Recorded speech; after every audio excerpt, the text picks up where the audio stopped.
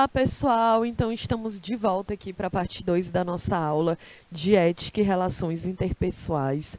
Então, apareçam aqui no nosso bate-papo, me digam aí se vocês estão gostando, estão entendendo.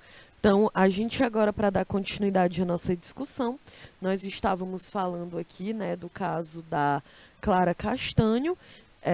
E aí eu gostaria que vocês aparecessem aqui no nosso bate-papo, que vocês me dissessem aqui se vocês viram, né, esse caso na internet, nas redes sociais. Vocês sabem que eu sempre gosto de trazer aqui um caso atual para que de fato possa fazer sentido, né, gente? A gente discutir sobre ética, porque eu não quero que fique algo aí abstrato na mente de vocês. Então, eu sempre vou trazer um exemplo, né, para gerar uma discussão sobre ética no contexto atual, tá certo? A turma aí de Assunção do Piauí. Eu tô vendo aqui que a Assunção do Piauí está online mesmo, então que bom, Marcos Ricardo, com a galera aí de Assunção do Piauí, tá bom? Então, gente, e aí, Marcos, a Aurikelly disse, eu vi sobre esse caso, né, Aurikelly? Quem mais que viu? Marcos Ricardo, a galera aí em Assunção do Piauí, viram, né, sobre isso, passou na televisão, passou nos principais aí programas de televisão do Brasil, então levantou muitas discussões, principalmente sobre a ética, né, jornalística e a ética médica. Então, por exemplo, vocês aqui, vocês serão administradores de uma empresa. E essa empresa, ela pode ser inclusive um jornal e também um hospital. E é claro, né, o código de ética de um jornal é uma coisa, o código de ética de um hospital é outra, porque são organizações que prestam serviços, né, que são diferentes. Mas você é um administrador, então você pode ser um administrador dos dois tipos de empresa, porque você tem a sua ética profissional e você também vai seguir o código de ética daquela organização, tá certo? A Nathaniele disse que viu. Esse aqui você ainda não tinha visto, né, Nathaniele? Olha aí. O Marcos Ricardo disse que esse é um caso muito triste, né? Que os responsáveis deveriam ser devidamente punidos. Verdade, Marcos? Então, gente, como foi? Eu expliquei na aula passada, né? Então, a atriz, ela passou por uma violência sexual e ela tomou a decisão de colocar o bebê em um sistema de adoção legitimado, né, de acordo com todas as questões jurídicas. Mas esse caso acabou vindo à tona, com pessoas, né, que foram aí julgar a decisão dela, nem sabiam o que tinha acontecido, né, gente? Eu sei que tem uma mulher aí que ela eu não sei, essa mulher é blogueira, eu não sei o que essa mulher faz. E aí ela estava dizendo, né, que era um absurdo, que tinha sido abandono de incapaz. E nós vimos que não, né, porque não é crime no Brasil você colocar uma criança no sistema de adoção. Caso você tenha passado por uma violência sexual, caso você não tenha condições de criar aquela criança, isso não é crime, não interessa. A gente não pode, né, buscar justificativas, não é crime. Beleza, então. Então, olha o que a atriz ela falou. Como mulher, fui violentada, primeiramente por um homem, e agora sou reiteradamente violentada por tantas outras pessoas que me julgam.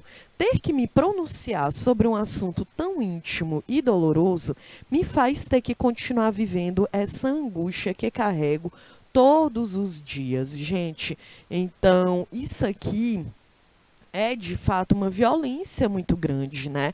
E que foi revelado o hospital, o dia, praticamente, né, a cor da criança, o dia que ela nasceu. Então, gente, isso vai gerar muitas consequências ainda para o futuro, tanto para essa criança, né, quanto para a própria atriz, para a própria vítima. Então, isso é que a gente vê. Por que foi discutido, então, sobre a questão da ética no jornalismo e na medicina, né? A enfermeira que passou a ficha médica, como nós vimos, ela já foi demitida por justa causa. Eu não sei, né, se a atriz ela vai processar essas pessoas. O importante é que ela fizesse isso, né, gente? Porque muitas vezes essas pessoas elas só aprendem em situações assim, que elas vão parar na justiça, que elas precisam responder perante a lei, né? Então, falta de ética, porque existe um código de ética da enfermagem e de um hospital em que você não pode passar a ficha médica de um paciente, ele sendo anônimo ou ele sendo famoso. Você não pode passar a ficha médica de ninguém. E ainda mais, eu vi algumas reportagens, né, que ela levou essa informação para casa e que o marido dela tentou vender por 10 mil essa informação em um jornal. Então, a gente consegue perceber, até discutir sobre os valores morais da sociedade brasileira, né, de uma sociedade, de uma forma geral, que vive nesse sistema midiático, né, na sociedade do espetáculo, como o sociólogo Guy Debord, ele denomina. Por que uma sociedade do espetáculo? Porque eu quero ver a tragédia também do outro, né? Então eu quero saber, e é por isso que é importante a gente não chamar de fofoca o que é um crime, né, gente? Que era dessa forma que era transmitido. Essa pessoa aí que se diz um jornalista, né? Olha o que ele faz, né? Então, o Léo Dias, ele ia para a televisão e dizia, olha, eu tenho uma fofoca para contar, que vai abalar a sociedade. Gente, é uma violência, né? Então, ele deveria ter apurado a notícia, de fato. A Nívia, ela comentou assim no nosso bate-papo, deve ter sido muito frustrante, né, para a Clara e para a família dela ter sido exposta assim. Ela já estava sofrendo muito, não merecia passar por isso, né, Nívia? Com certeza, gente. Eu, quando ela fez uma carta aberta lá no Instagram, né, em que ela fala sobre tudo isso, e é muito triste a gente ver a que ponto que uma mulher ela precisa se justificar, né, ter que falar que passou por uma violência, porque estavam, né, já falando o nome dela, dizendo que ela tinha abandonado a criança, porque ela não queria ser mãe, porque ela não queria... Muitos falaram, né, que numa relação com o corpo, né, então ela vai ser mãe, vai ter um filho, vai estragar ela como atriz. Então eram discursos que eram muito violentos, né? E aí, olha só, eu trouxe aqui a fala, toda essa questão que aconteceu, ela abriu um questionamento sobre a relação entre a privacidade da vida de personalidades públicas e a ética jornalística. A professora de comunicação da UFMG, a Jane Alzamora, ela disse que o que aconteceu com Clara é crime, né? Então ela diz, olha, o que aconteceu foi uma violação dos preceitos universais do jornalismo. Olha aí, uma violação dos preceitos universais do jornalismo. Para ela, a informação deveria ter sido apurada com a atriz e confirmado se poderia ou não ser compartilhada com o público, né? Então, isso é interessante porque imagina, Nívia, tu vai ser uma administradora, tem um jornal, uma editora que está precisando de uma nova administradora, tu vai tentar conseguir esse emprego e tu ganha. Beleza, tu vai lá. E aí tu vai passar por uma experiência que tu não sabe ainda. Tu nunca administrou uma empresa de jornalismo. E aí tu vai precisar de quê? Do código de ética daquela empresa. E tu também, né, tu tem um código de ética profissional teu, mas a empresa, ela precisa ter um código de ética voltada para o serviço que ela oferece, que é a informação, a comunicação social. Então, tu, enquanto administradora, no dia que o Léo Dias chegasse para ti, né, claro, tu é administradora da empresa. Aí tu pode dizer, mas eu sou administradora só de questões... financeiras, claro que não, né? É no sentido geral. Então, tu ia dizer, imagina ter uma reunião lá, e aí tu ia dizer, olha, galera, o jornalista, ele não cumpriu com o código de ética da empresa, Porque a gente teria que ter averiguado esta informação. Quebrou um código de ética, está transmitindo, expondo uma situação de violência sexual. Cadê essa vítima? Entraram em contato com ela? Ela permitiu a divulgação disso? Então, gente, é muito importante por isso que é preciso ter um código de ética da empresa, né? Porque se o profissional não tem ética, a empresa precisa ter, porque é a imagem dela também, né? Tu imagina, quem é a pessoa famosa ou anônima que vai querer ir em um hospital depois que a tua ficha médica ela é compartilhada, a tua intimidade é compartilhada dessa forma? Né? Então, cadê a ética? A ideia de correr atrás de qualquer informação, de qualquer like, né? A todo custo. A gente acaba esquecendo aqui da pessoa, do ser humano, né? Então, cadê os meus valores morais? O que eu acho ser certo ou errado? Então, olha aí, eu ainda coloquei aqui uma atenção em relação ao machismo na sociedade que a gente vive, né, em que o assédio público na vida privada de mulheres é bem maior em comparação à dos homens, né? A mesma professora, ela diz, o que diz respeito à vida privada de uma mulher é algo que tem interesse social por causa da sociedade patriarcal. Então é tudo bem, a gente acha que é tudo bem ficar expondo as dores de uma mulher, né? O julgamento que uma mulher ela sofre dentro de uma sociedade como essa, né? Em que as pessoas elas agem de acordo com os valores que ela acha, né? Ah, o que é certo ou errado para mim, não é para o outro, gente. Certo? Então é isso que a gente precisa refletir aqui, sobre o que é a ética, sobre o que é a moral.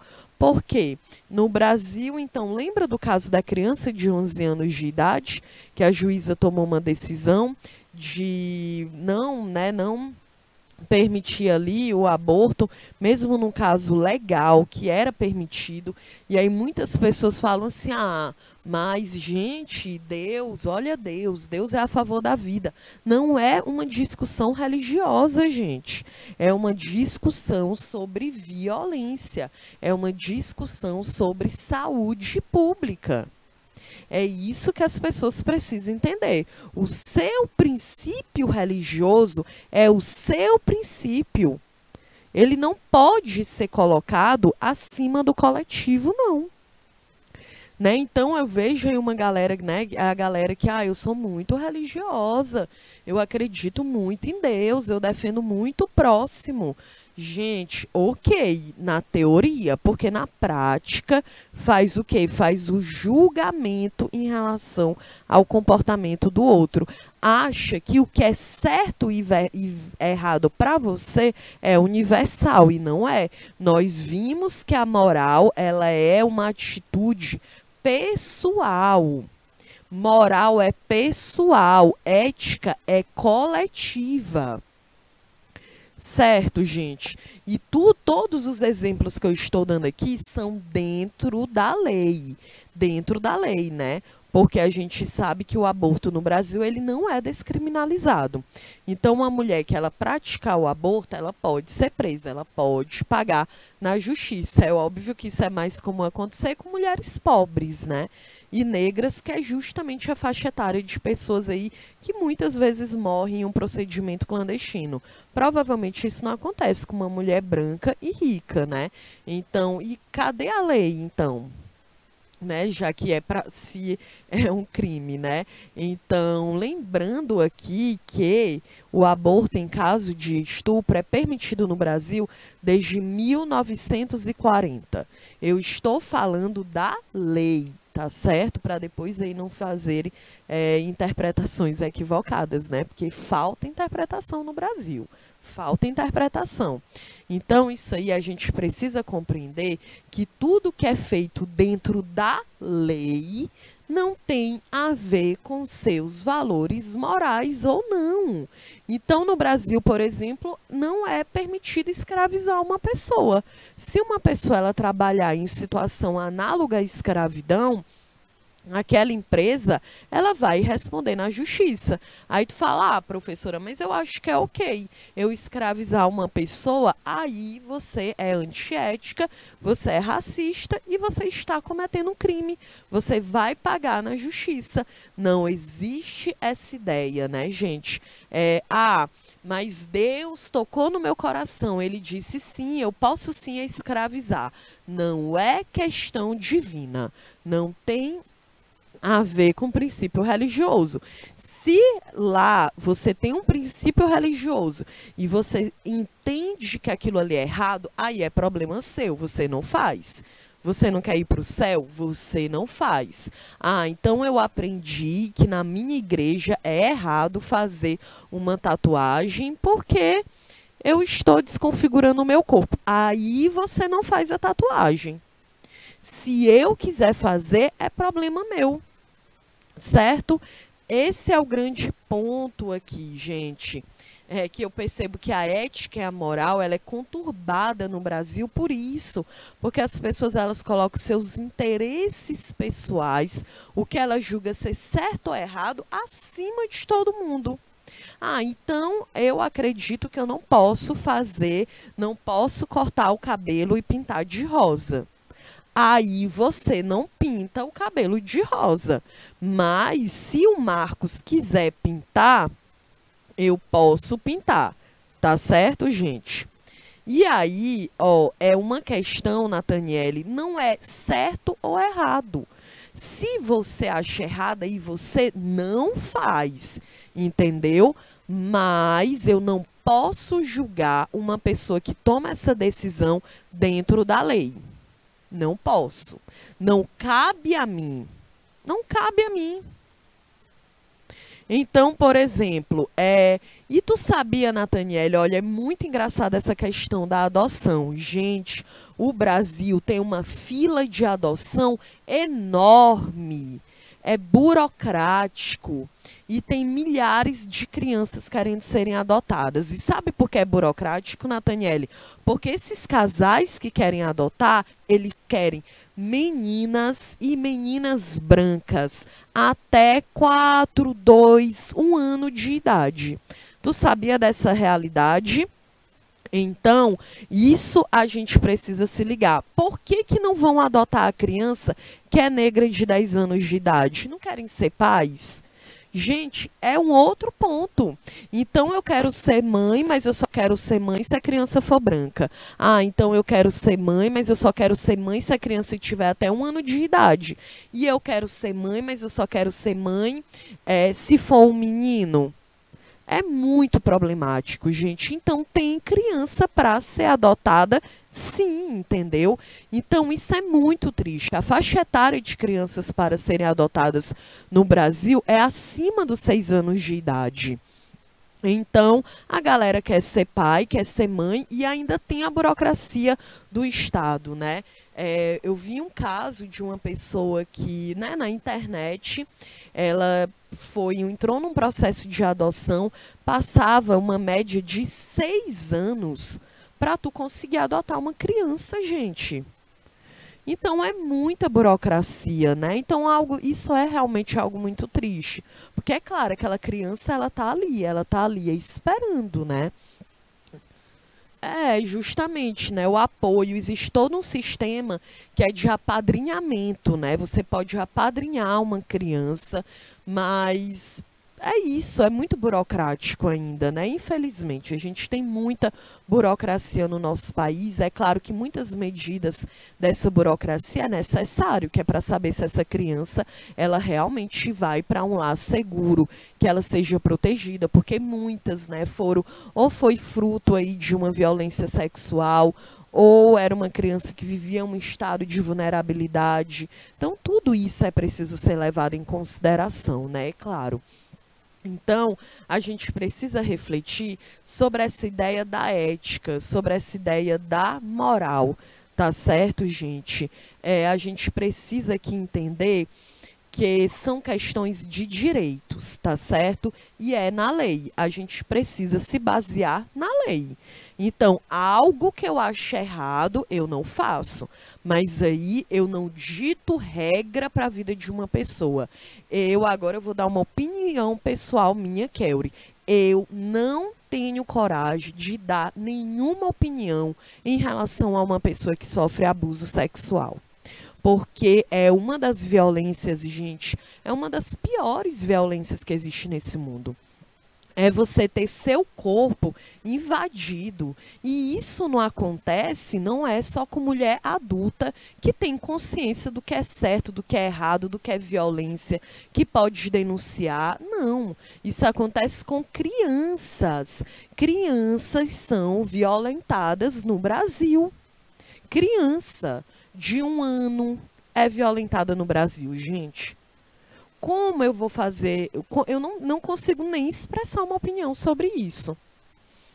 Né? A única coisa que eu desejo é que essa pessoa ela tenha saúde mental um dia. E que a pessoa que cometeu esse crime, ela seja julgada. Ainda preciso acreditar na esperança de que a justiça ela será feita. Porque é algo que é muito sério, gente. É algo que mexe assim. É algo que eu nem consigo pensar numa situação como essa. Então, outro ponto aqui, quando a gente pensa da ética, acho que eu não comentei, mas todo mundo aqui conhece o Drauzio Varela, né? O médico Drauzio Varela, coloca aí no bate-papo. Não, gente, vocês precisam conhecer o Drauzio Varela, né? Então, eu lembro, gente, eu tinha 13 anos, era 13 anos quando eu li o livro do Drauzio Varela, que é o Carandiru. Né? O Carandiru foi uma prisão, um presídio aqui no Brasil, um dos maiores da América Latina. E aí ele fechou, né? Porque ele passou, na década de 90, por uma chacina, né? 111 presos foram mortos dentro daquele presídio. Então, enfim, o Drauzio Varela, ele é um médico e ele vai fazer um trabalho de prevenção ao HIV dentro dos presídios, porque na década de 90 o vírus ele estava se espalhando em uma quantidade muito grande e também o uso de crack dentro dos presídios, né? Então, o crack, ele começa aí fica muito forte no Brasil na década de 80 e 90 e hoje é um problema de saúde pública, né, gente? Então, o Drauzio Varela, ó, a galera conhece, que bom. Então, o Drauzio Varela, gente, ele vai para o Carandiru, ele escreve esse livro e lá ele fala um pouco dos homens que haviam cometido estupro, que dentro do presídio, os homens que são presos por estupro, eles ficam dentro de uma ala chamado Amarelo. Por quê? Porque existe um código de ética. E ele fala isso no livro, né? Que ele fica um pouco impressionado. Que existe um código de ética dentro da própria cadeia, em que os homens que cometem estupro, eles são separados dos demais, né? E eles ficam em celas isoladas, e aí geralmente eles pegam um pouco só, por sol, porque não dá para prender a todas as outras alas, né? E geralmente é isso que fazem, prendem todos os outros para poder soltar a galera que foi preso por estupro, né?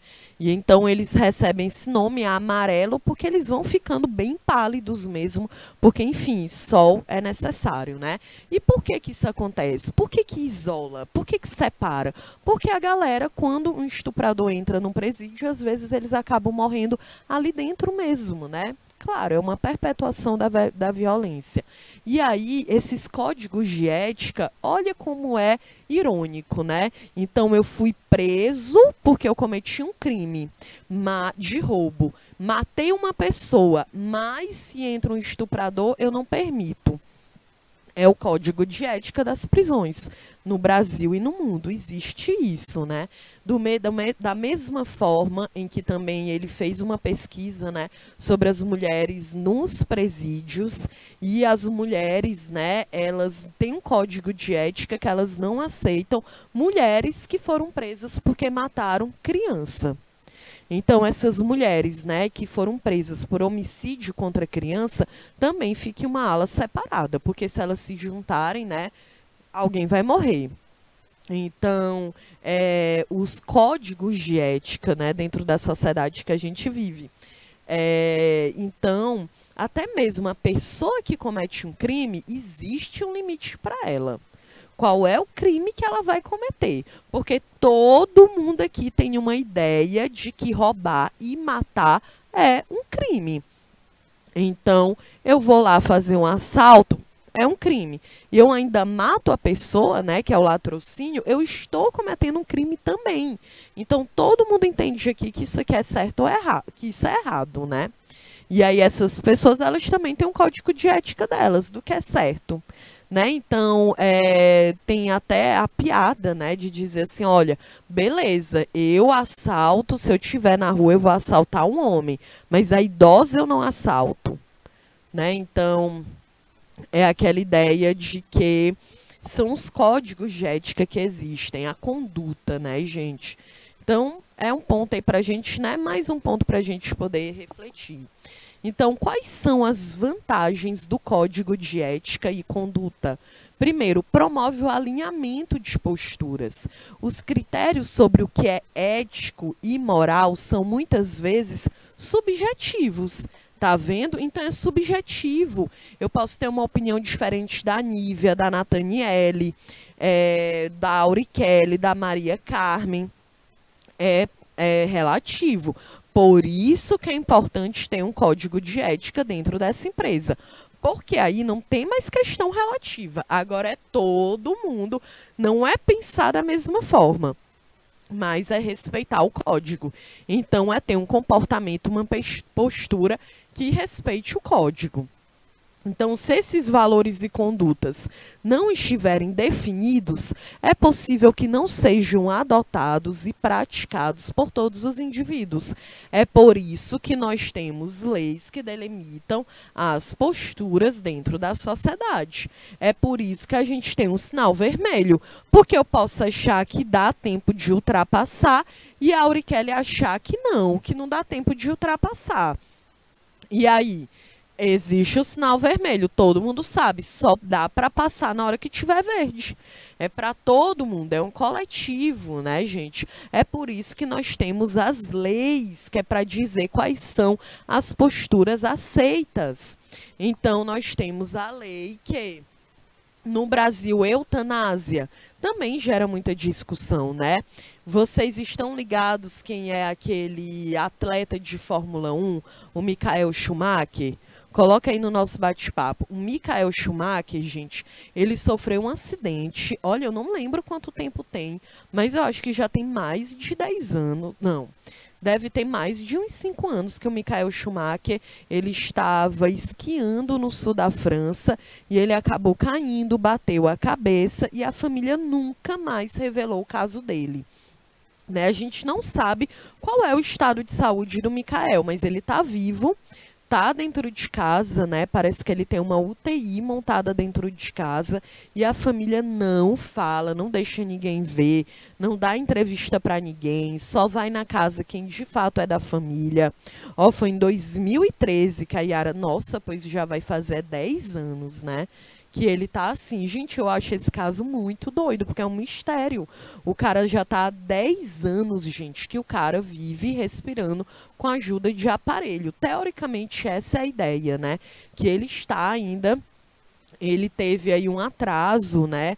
Bateu a cabeça, ele não fala. Uma entrevista, eu lembro, um tempo atrás, um amigo da família disse que ele se comunica apenas com o olho. Então, meio que inventaram aí, desenvolveram uma forma dele se comunicar, e ele se comunica apenas com o olho, gente. Né? Ele não tem movimento no corpo. Isso a gente não sabe se é verdade, né? Porque, de fato, a família ela não compartilhou nenhum laudo médico. Ela não fala sobre o assunto, mas ele está desde 2013 nesta situação. E aí entra muita discussão também da eutanásia, né? Até que ponto eu posso decidir. No Brasil, a eutanásia, ela é crime, né? Ela é considerada um caso de homicídio. Então, mas aqui na América do Sul, eu acho que é só a Colômbia que tem eutanásia. A Europa tem mais, né? Tem a Suíça, tem a Bélgica, até porque olha como os valores morais, né, em outros países são diferentes do nosso. Então, a Bélgica, por exemplo, o aborto é legalizado, né? Tem até lembrando que a medicina, ela sempre estabelece até onde pode ir. Se ultrapassar isso, não pode mais. Aí você está cometendo um crime. Então, o uso da maconha como medicinal e recreativa, a eutanásia, né? E é considerado dos países aí com a melhor qualidade de vida e que, inclusive, os números são bem menores, né? Existe essa ironia. E não é verdade, Yara? Existe essa ironia. Inclusive, entra muita discussão em relação ao aborto, a ai, não vou... descriminalizar, né? Descriminalizar, né? Então, porque já em muitos outros países, né, a gente viu que isso aí acaba diminuindo os casos, a incidência, né? Então, lá na eutanásia, o Marcos Ricardo Perfeito falou aqui, você falando sobre a eutanásia, lembrei do Will, de Como Eu Era Antes de Você. E aí, gente, vocês choraram nesse filme? Como Eu Era Antes de Você, lá é muito interessante, perfeito, Will. O Will não, o Will é o personagem, né? Perfeito, Marcos Ricardo. Olha esse caso da eutanásia aí nesse livro, nesse filme. Na verdade, é um livro, é uma trilogia que eu descobri. E aí tem aí os casos depois, como é que ela fica depois que ele morre, né? Então, olha, a Anne Caroline disse que ela desidratou, gente, de tanto chorar, né, Anne? Gente, eu também chorei, viu? Eu fiquei um pouco assim, porque eu sou muito chata com filme. Aí ai, não, é óbvio que aquilo ali tinha que acontecer, gente. Ele tinha que fazer aquilo ali, né? Não tinha como.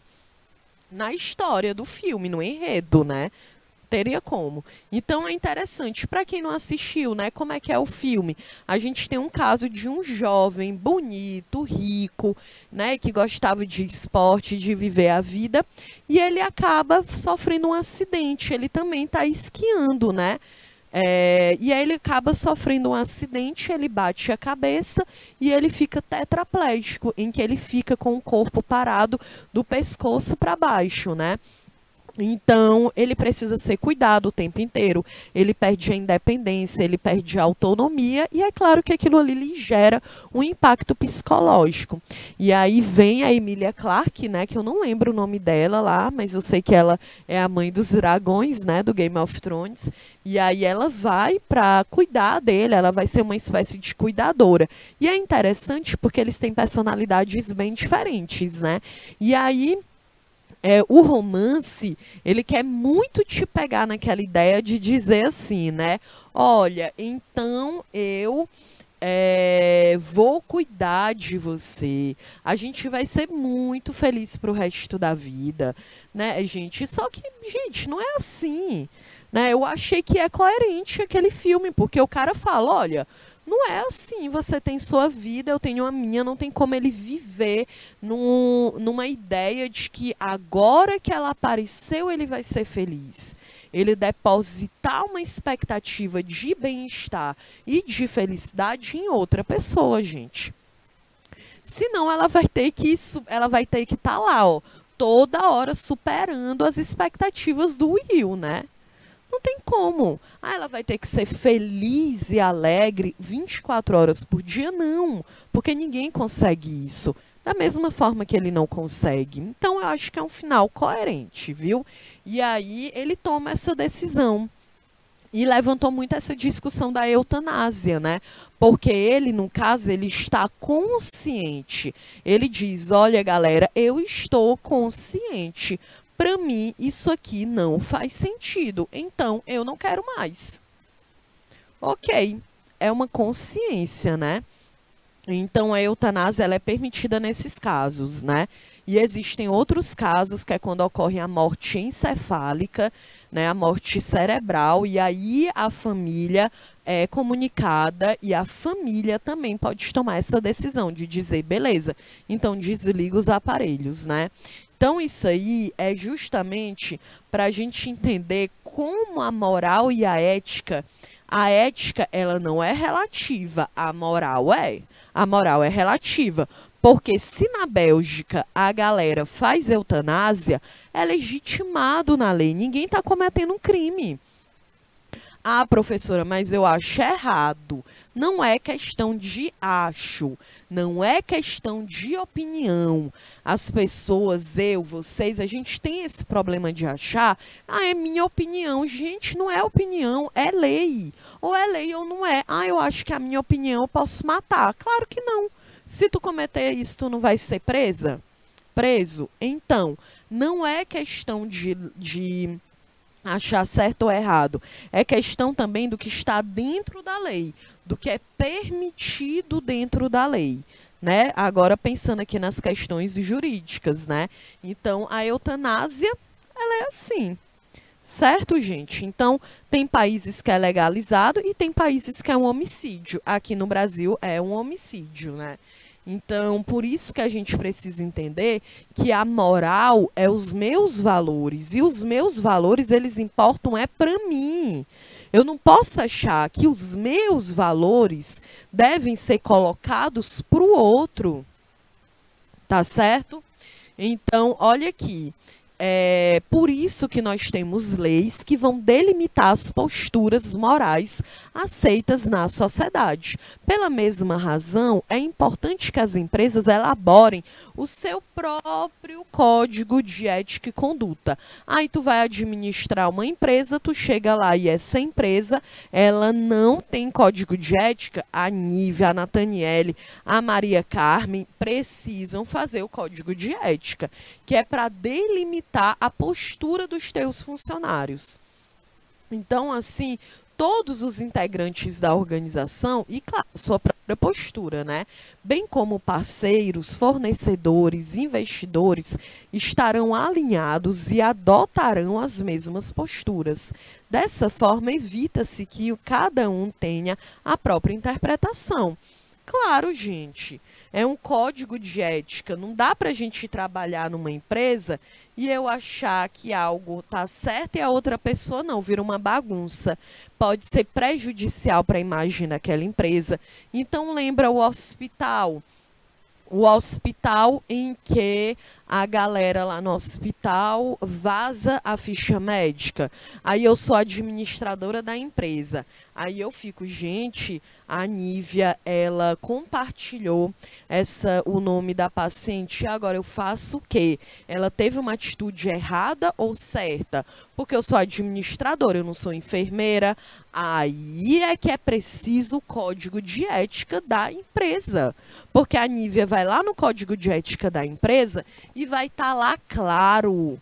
Não pode, se você liberar, se você compartilhar a ficha médica de uma paciente, você está cometendo algo errado. Você vai ter que levar uma punição, né? Então, tu já vai se ligar. Código de ética. Eu vou precisar tomar uma postura, certo, gente? Então, é isso que é importante aqui no caso da administração. Porque, por exemplo, eu sou professora, eu sei qual é o código de ética da minha profissão. Agora, você é administradora, aí tu vai administrar a escola que eu trabalho. E aí eu eu faço um comentário racista durante a minha aula. Aí a Nívia vai dizer, olha, a Nívia, ela vai pensar, bom, cadê o código de ética? Será que é adequado uma professora fazer um comentário homofóbico, racista durante uma aula? Claro que não. Então entra tanto o código de ética seu, profissional, como o código de ética da empresa, que vai ter que tomar uma atitude, porque é claro que aquela empresa ela também vai ficar impactada por uma imagem negativa, e é óbvio, né? E merece, né, gente? Olha aqui, outro ponto, o código de ética, ele tem um caráter educativo.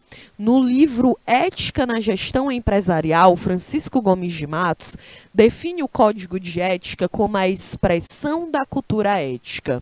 Segundo o autor, o documento deve, com objetividade e clareza, orientar o que é recomendável e o que é inaceitável no exercício das atividades profissionais e na conduta como cidadão.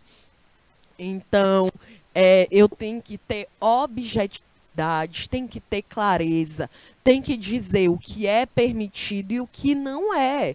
Não é nada abstrato, não, precisa ser claro. Então, o código possui um caráter fundamental educativo, que ele se divide em 3 dimensões. A primeira é a preventiva, porque ele estabelece diretrizes éticas educativas, prevenindo situações, né, gente? Então, eu vou fazer lá uma reunião, uma atividade, e eu já vou dizer, olha, gente, aqui a gente não permite comentário homofóbico, capacitista, agressão física, violência, e aí então é preventivo. Eu já estou dizendo de cara o que pode e o que não pode. Outro ponto é corretiva. As diretrizes éticas adotam um cunho educativo, diagnóstico, para identificar problemas. Então, eu identifiquei o problema. E aí, eu faço o quê?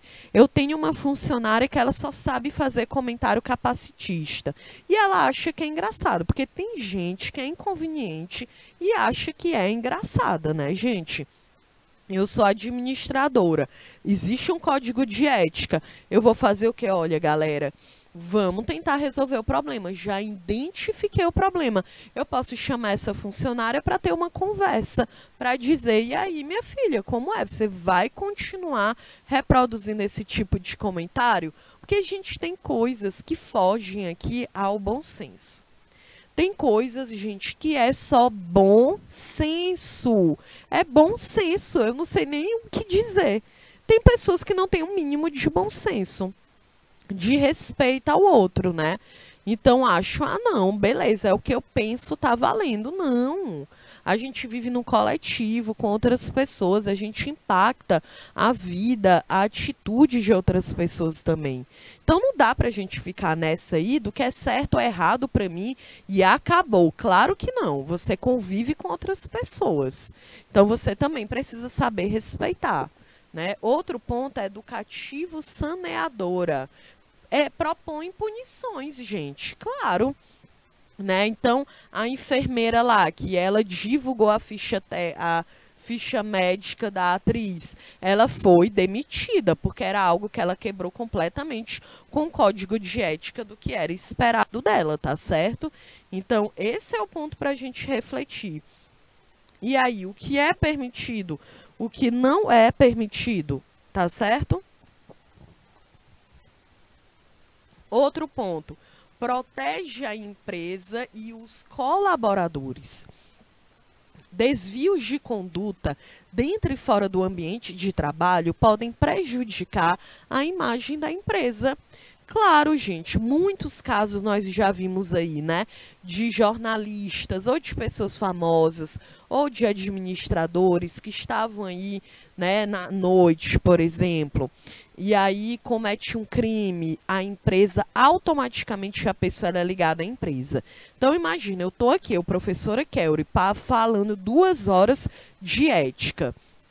E aí eu tenho a minha imagem aqui divulgada, né? Querendo ou não, eu sou uma pessoa pública. Então tu imagina, já aconteceu demais de eu estar, eu vou num restaurante e aí por algum motivo eu vejo algum aluno, né? E aí, beleza, eu tô lá e eu vejo um aluno, eu começo a discutir, a brigar, e eu agrido uma pessoa dentro de um restaurante. Aquele aluno, no outro dia, ele vai chegar na escola falando. No mesmo dia, né, vai espalhar a notícia dentro da escola. Pensa assim comigo. E aí a galera vai dizer, meu Deus, olha ali a professora Kelly, a mulher passa 2 horas falando de ética, de respeito ao próximo, e ela tá lá desrespeitando uma pessoa. É óbvio, gente, que isso aí vai pegar na empresa também. Vão dizer, olha ali o canal Educação, olha o tipo de professora que o canal Educação tem. Não tem como. Então, desvios de conduta dentro e fora do ambiente de trabalho podem prejudicar a imagem da empresa. Pode atingir colaboradores, parceiros, fornecedores, clientes, pode provocar danos socioambientais, né? E pode acarretar crimes como corrupção, assédio moral, discriminação. Então, é responsabilidade da organização adotar medidas para inibir esse tipo de prática.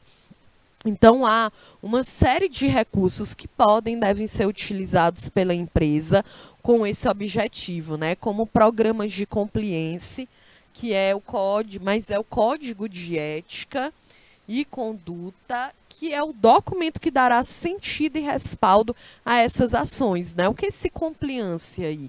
É as leis, os requerimentos, as regras, a transparência, as políticas de uma empresa. Toda empresa, gente, ela precisa ter aqui quais são as suas políticas, quais são as suas leis, quais são as suas regras. Senão, não faz sentido, né? Como eu falei, o código de ética é para ser algo que é claro, que é bem explicado, tá certo? Então, olha aqui, o código, ele descreve objetivamente os valores morais que guiam a organização, as condutas, as posturas inapropriadas e passíveis de punição. Então, ele descreve de forma objetiva os valores morais. É isso. Ah, então eu trabalho no hospital, para mim tudo bem eu compartilhar uma fofoca de uma atriz que está lá dentro. Tudo bem, nada? Cadê o código? É proibido. O código de ética existe para isso. Ah, professor, eu me estressei com a galera que trabalha comigo e agredi a pessoa. Para mim, eu tô certa. Eu fiz certo. Ela me ofendeu, então fui lá e agredi ela. Não, você pode considerar que é certo, mas a ética e os valores da empresa não. Então, você você infringiu uma regra de dentro do código de ética da empresa que você trabalha, porque você agrediu uma pessoa.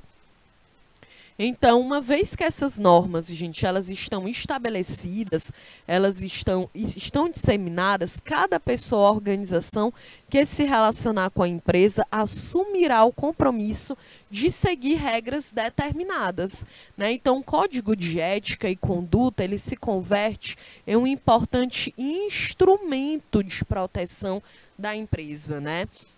Então, aqui, olha o caso do Will Smith, né?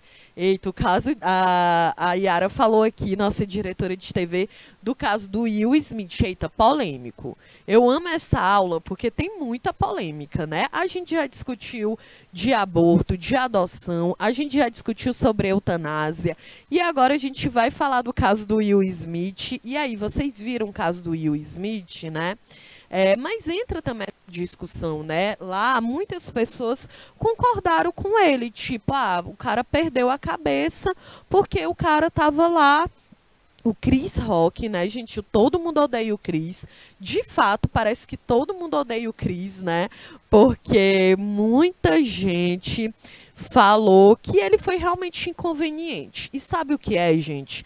Entra também a questão da ética no humor. Isso aí já virou muitos casos, já foram discutidos muitas vezes da ética no humor. Sabe por quê? Será que o humor, ele tem limite? Muita gente acha que não e muita gente acha que sim, que o humor, ele tem limite, que não tem como mais. Não, foi ótimo, Yara, esse tema, porque, olha, há um tempo atrás, era muito engraçado tu fazer piada com gente gorda. Muito engraçado, né? Era muito engraçado tu fazer piada racista. Era muito engraçado tu ficar fazendo piada capacitista, piada homofóbica, né? Muito engraçado. Todo mundo ri, né, gente? Só que não, né? Hoje a sociedade, ela mudou. E as pessoas dizem assim, ah, hoje não pode falar mais nada. Claro que não, se tu tá ofendendo outra pessoa, aí é bom ofender os outros, né? Gente, piada é só quando todo mundo ri. Então, se eu tenho uma condição, eu sou uma pessoa cadeirante, eu sou uma pessoa que eu não tenho uma perna, né? E aí a pessoa faz um comentário capacitista, uma piada capacitista, não é engraçado, gente. Alguém vai ser ofendido, alguém vai ser impactado por aquilo ali. Ah, então eu sou uma pessoa obesa, só o que a gente tem é piada de gordofobia, super gordofóbica, né? E aí eu vou lá e eu acho engraçado aquilo ali. Não é possível. Então as pessoas elas estão mudando. E o humor, ele também precisa mudar e ele mudou, né? Então tal, ontem mesmo eu vi uma notícia de um cara aí, um comediante chamado Léo Lins. Acho que é isso. Ele foi demitido ontem do SBT porque ele fez um comentário capacitista em relação a crianças que tem algum transtorno mental, eu não sei se foi exatamente isso, né? Então ele foi demitido, porque a galera ficou, olha, não tem como, não é mais engraçado, gente, não é engraçado. Hoje a gente fala tanto de bullying, olha como que o bullying nas escolas já impactou a vida de milhares de crianças que se suicidam, que são agredidas na escola, que geram um transtorno mental. Então não tem como, não é engraçado isso aí mais, certo? Ah, é criança com hidrocefalia, né, que ele fez aí. O que ele é uma piada. Será que é engraçado?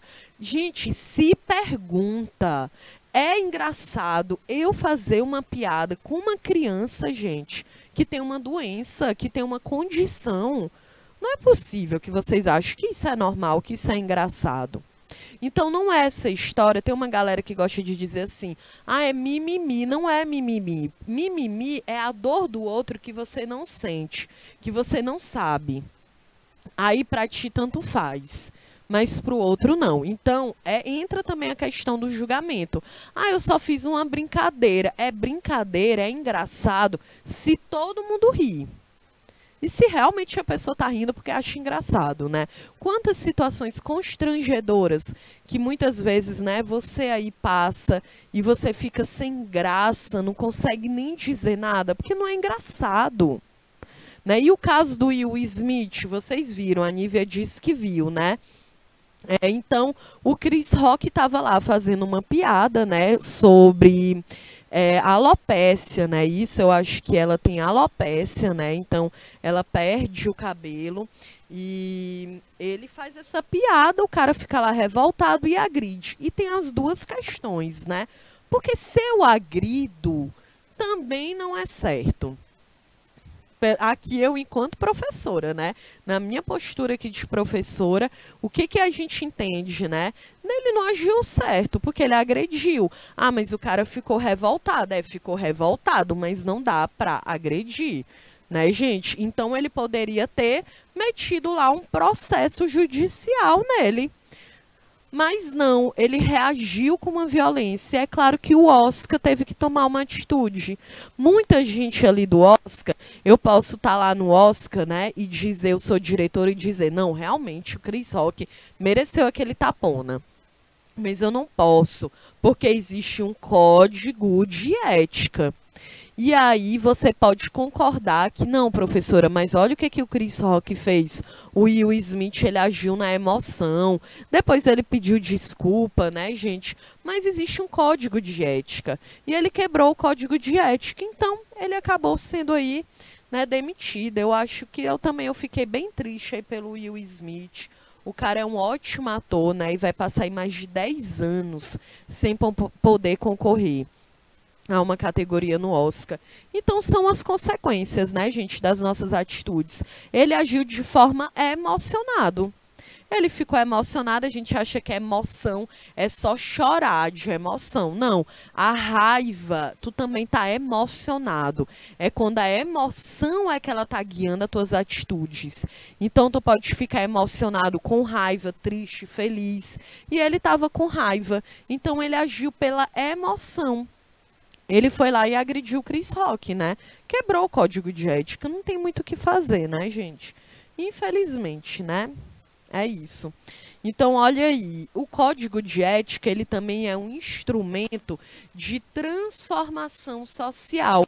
Cada vez mais empresas se comprometem a gerar impactos positivos na sociedade, gente. Lá no código de ética já vai dizer qual é a postura da empresa. Se ela defende as mulheres, se ela tem uma postura antirracista, se ela tem uma postura de defender a diversidade dentro do seu quadro de funcionários.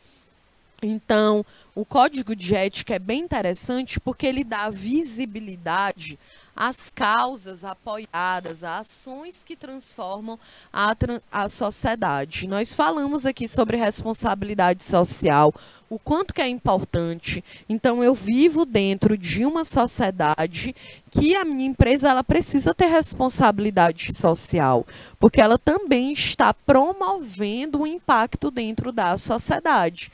Então, por exemplo, o canal Educação é um canal, uma empresa educativa, né?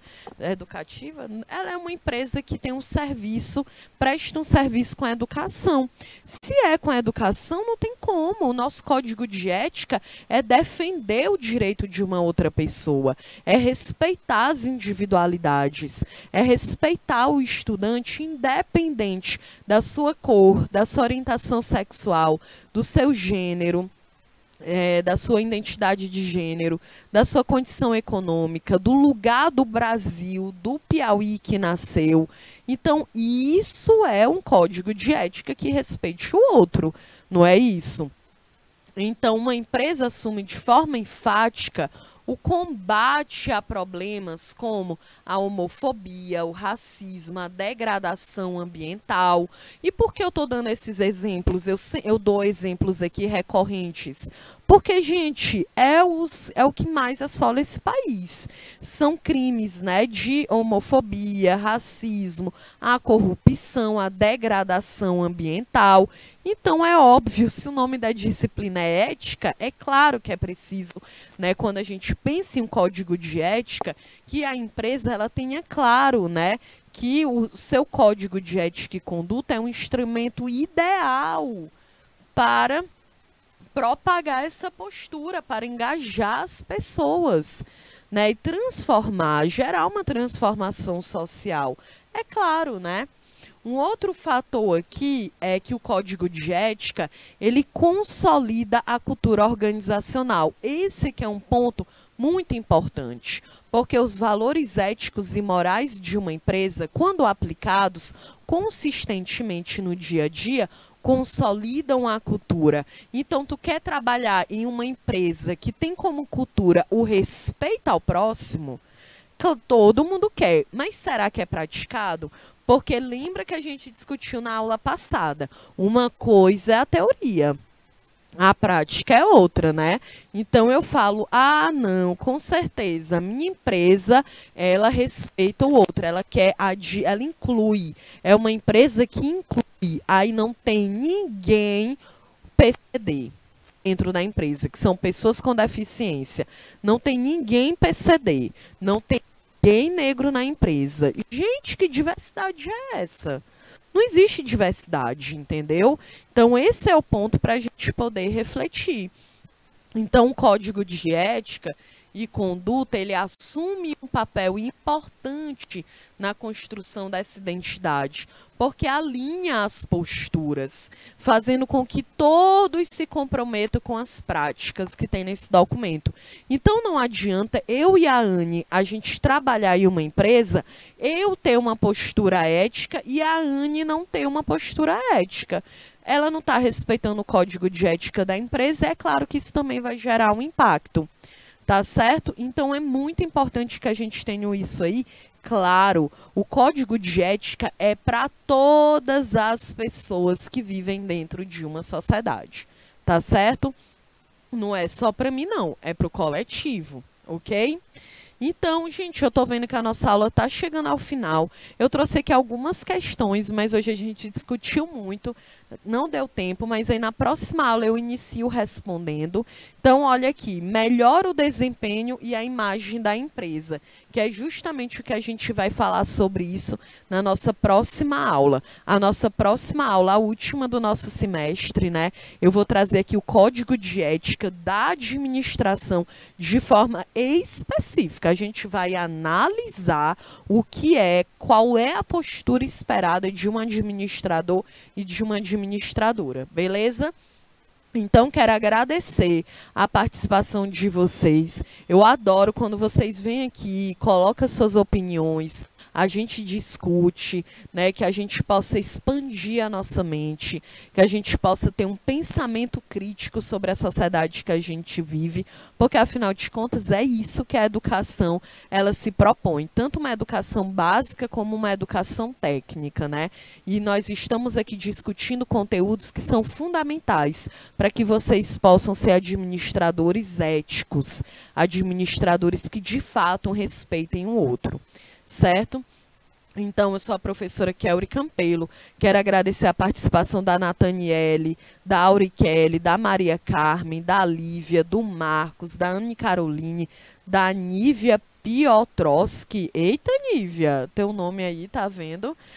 Nívia, mas é bem bonito seu nome, viu? Anne Caroline. E eu tô vendo que vocês aqui em peso, a galera é muito nome composto, né? Só eu observando coisas aleatórias aqui. Tá certo, gente? Então, olha, um beijo, um abraço a todo mundo, uma ótima semana. Coloca aí no bate-papo se vocês gostaram da aula, se vocês conseguirem entender, né? Porque isso é muito importante para mim. Lembra do feedback que a gente sempre discute, tá bom? E aí, na nossa próxima aula, a gente continua aqui as nossas discussões. Então, um beijo, um abraço em todo mundo e até mais.